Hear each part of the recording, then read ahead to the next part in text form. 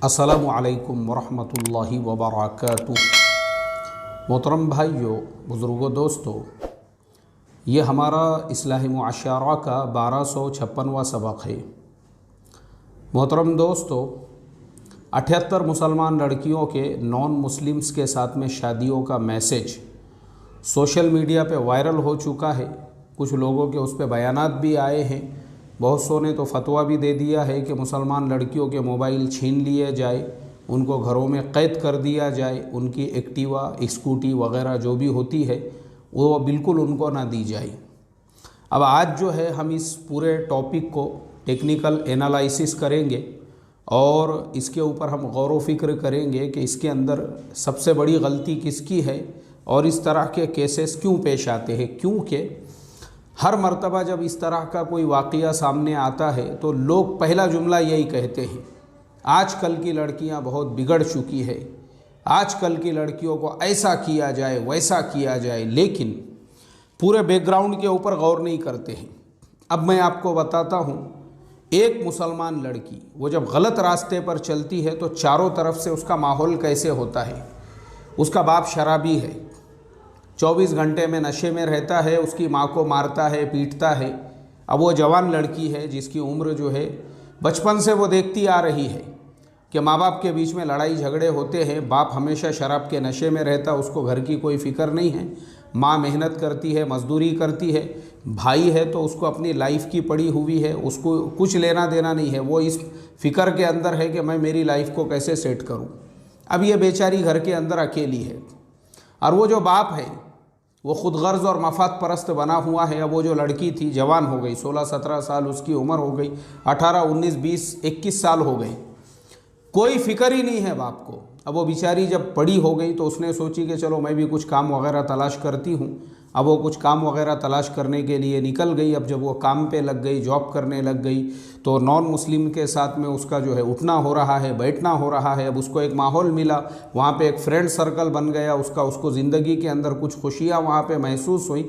और उसी वक्त में जब उसने ये देखी कि आज मेरी उम्र, क्योंकि उसने अपनी सहेलियों को देखी जिनकी उम्रें 16 साल, 17 साल, 18 साल होते ही उनके माँ बाप को उनके निकाह की फ़िक्र हो गई, माँ बाप ने उनकी शादियाँ भी करके दे दी। आज मेरी उम्र 22 साल हो चुकी है, मेरे बाप को कुछ लेना देना ही नहीं है मेरी शादी से, क्योंकि 24 घंटे नशे में है वो, उसको ख़ुद की अपनी फ़िक्र नहीं है, उसकी किडनियाँ फेल हो रही है, उसकी ख़ुद की ज़िंदगी बर्बाद हो चुकी है, उसको कुछ लेना देना ही नहीं है।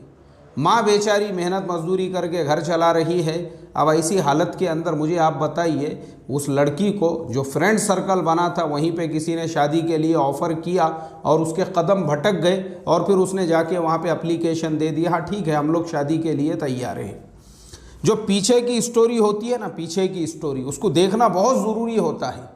हम लोग सिर्फ ये देखते हैं आजकल की लड़कियाँ जो है वो गलत रास्ते पर चल रही है। और अरे भाई, जज्बाती बयान और तकरीर करने से पहले लोगों के हालात भी देखो। आपके लड़कियां इन रास्तों पे जो चल रही है उनकी मजबूरियां क्या है। ये बात अपनी जगह पे बिल्कुल बरहक है, ये चीज़ हराम है, नाजायज़ है। हमारी मुसलमान लड़कियों की हमने फ़िक्र करना चाहिए, लेकिन हम फ़िक्र उस वक्त करते हैं जब उनका नाम लिस्ट में आता है, तब हमारे बयान और तकरीर शुरू हो जाते हैं कि मोबाइल छीन लो, स्कूटी छीन लो और उनको जो है घरों के अंदर कोड के बंद करके रख दो। इससे पहले उसके घर में फाके हो रहे थे, उसका बाप उसकी माँ को 24 घंटे मार रहा था, शराब के नशे में धुत था। हमने उस वक्त में उस फैमिली की, उस घर की फ़िक्र क्यों नहीं की। चलो अब मैं आपको दूसरा वाक़या बताता हूँ।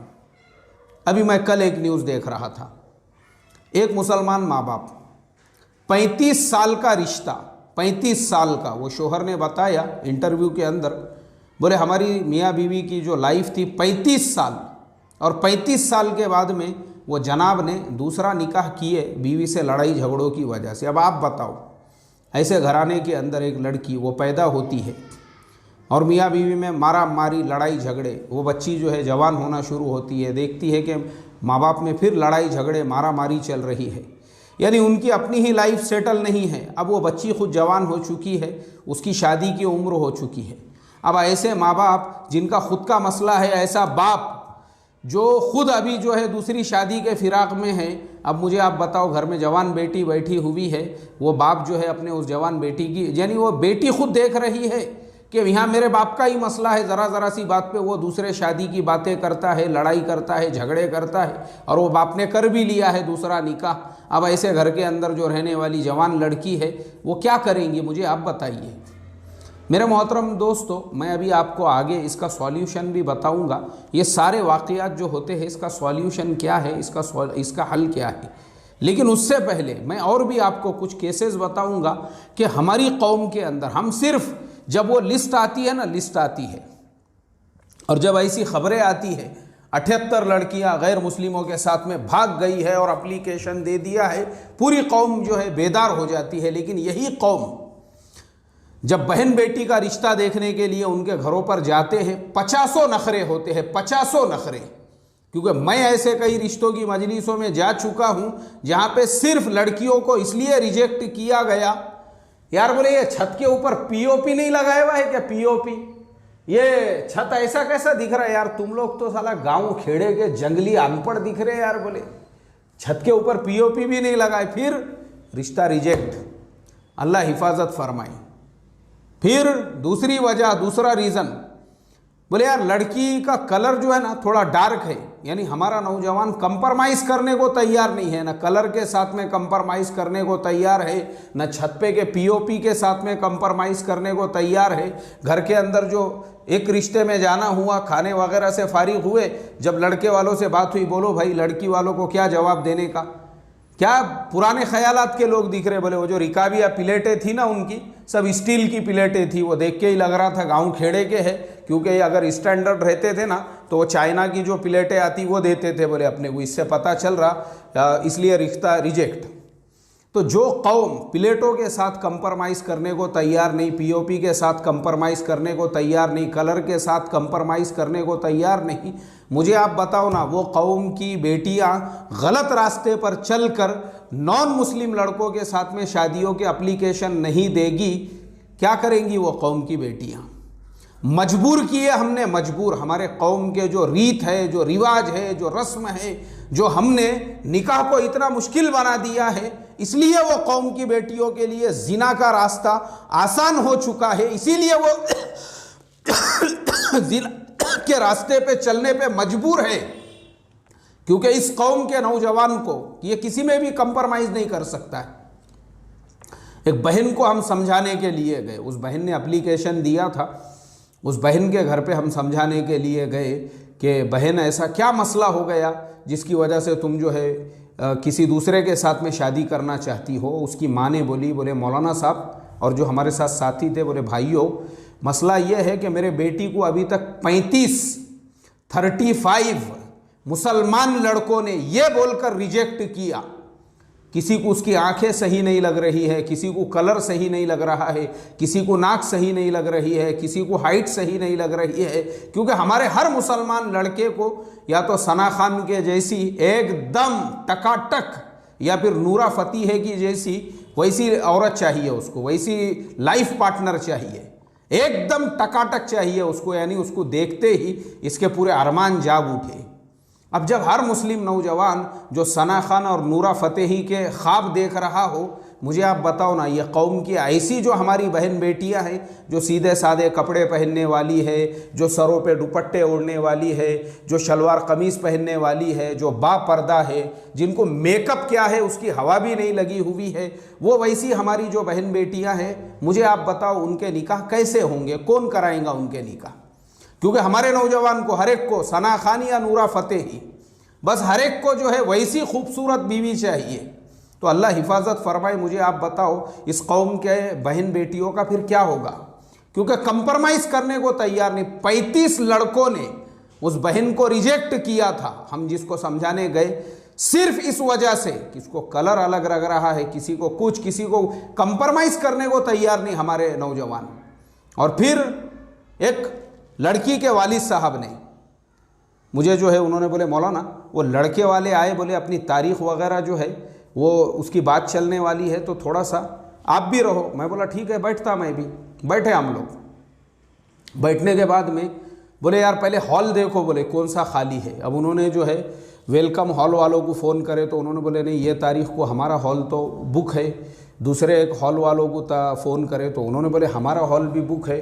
तीसरे एक हॉल वालों को फ़ोन करे तो उन्होंने बोले हमारा भी एक हॉल बुक है। अब वो सारे हॉल जो है वो बुक थे। फिर एक हॉल का पता चला, बोले तेकड़े के ऊपर भी एक जगह पे एक हॉल है, वो हॉल को फ़ोन करो। वो हॉल वाले को फ़ोन किए, उसने बोला हमारा वो डेट को खाली है। तो बड़े खुश हुए लड़की वालों ने, बोले देखो भाई, बोले ये तारीख को जो है ना वो हॉल खाली है, ठीक है उनको बुक करा देंगे बोले अपन। तो उसी वक्त में अभी देखो नखरे, देखो ये ऐसे हमारे जो लड़के वाले हैं, अल्लाह हिफाजत फरमाए, इतने नखरे होते हैं। मैंने देखा हूँ गली के कुत्ते भी जिनको पूछते ने ना, कुत्ते, जिन लड़कों को गली के कुत्ते भी नहीं पूछते होंगे, जब रिश्ते की मजलिसों में वो बैठते हैं या उनके माँ बाप जो बैठते हैं, उनका एटीट्यूड, उनका घमंड, उनकी अकड़ और उनका बात करने का अंदाज देख के ऐसा लगता है कि मुग़ल सल्तनत अभी तक भारत से ख़त्म नहीं हुई है। इनका बाप ही बैठे हुआ है मुग़ल सल्तनत के गद्दे के ऊपर, अभी भी इनका राज बाकी है, जीरा नहीं अभी तक इनका। इनके अंदर का घमंड, इनके अंदर की अकड़, इनके बात करने का तरीक़ा। और ऐसे लोग, और जब गली में जाएंगे ना, गली के कुत्ते नहीं पूछेंगे उनको, ऐसे नखरे करेंगे वो लड़कियों के रिश्तों के और तारीख़ों के मसले के अंदर। जैसे ही लड़की के वालिद साहब ने बोले वो फलाना हॉल खाली है, बोले यार, तो फ़ौरन लड़के के बाप ने बोला नहीं नहीं, बोले वो हॉल जमने वाला नहीं अपने को। क्यों भाई, क्यों नहीं जमने वाला है? नहीं नहीं, बोले वो हॉल को जो रास्ता जाता ना, वहाँ पे कचरा डालते बोले लोग। रास्ते में एक जगह पे बहुत बड़ा कचरे का ढिगार रहता, हमारे मेहमान वो रास्ते से गुजरेंगे, उनको बदबू आएंगी, हमारा दूल्हा वहाँ से गुजरेगा।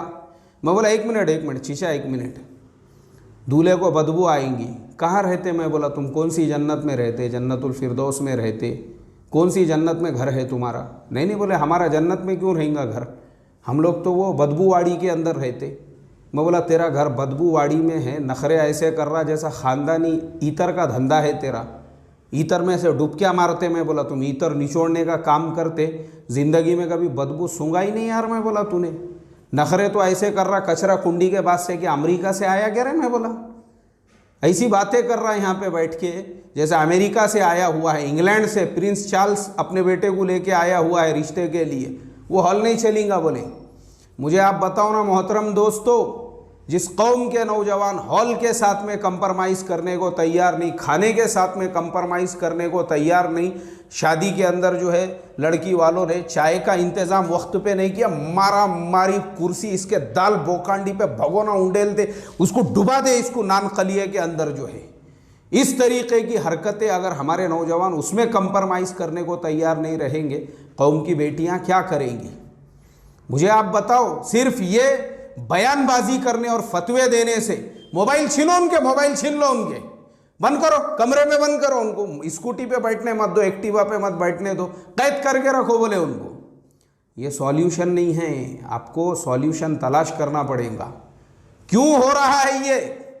जो बाप पिदाड़ा है, दारूड़िया है, 24 घंटे नशे के अंदर है और उसको कोई फिक्र नहीं है, ना बीवी की फिक्र है, ना बच्चों की फिक्र है। जवान बेटी घर में है जिसकी उम्र 24-25 साल हो रही है, उसके साथ के सहेलियाँ 3-3, 4-4 बच्चों की माँ बन चुकी है, वो बेचारी देख रही है मेरे बाप को खुद की फिक्र नहीं, अभी तक माँ को मारते हुए आया है, क्या ये मेरा निकाह करा के देगा? हमारी जिम्मेदारी है, हम हमारे समाज के अंदर, हमारे मुआशरे के अंदर दावत की इस मुबारक मेहनत, ये सबसे पहला हल और सॉल्यूशन है।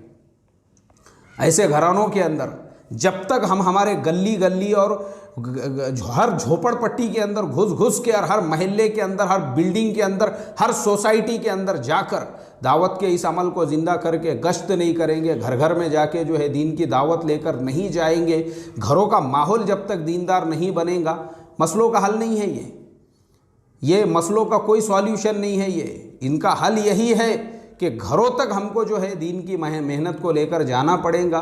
जब ये मेहनत हर हर घर तक पहुँचेगी और उम्मत के जो नौजवान हैं उनको थोड़ा सा कंप्रोमाइज़ करना पड़ेगा, थोड़ा सा कंप्रोमाइज़, ना डिग्री में कंप्रोमाइज़ करने को तैयार, ना कलर में कंप्रोमाइज़ करने को तैयार। और आजकल तो ऐसे नौजवानों की एक बहुत बड़ी तादाद तैयार हो चुकी है जिनको भाड़ खाऊ कहते हैं। भाड़ खाऊ, जो औरत ही ऐसी तलाश करते हैं जो या तो सर्विस करने वाली हो, जॉब करने वाली हो, नौकरी करने वाली हो, अगर वैसी नहीं मिलेंगी तो टकले होने तक, बुढ़े होने तक, रंडवे होने तक ये रास्ता देख रहे हैं, इंतज़ार कर रहे हैं, उसके बाद ही शादी करूँगा बोले मैं। तो मुझे आप बताओ कौम की बेटियों का क्या होगा फिर?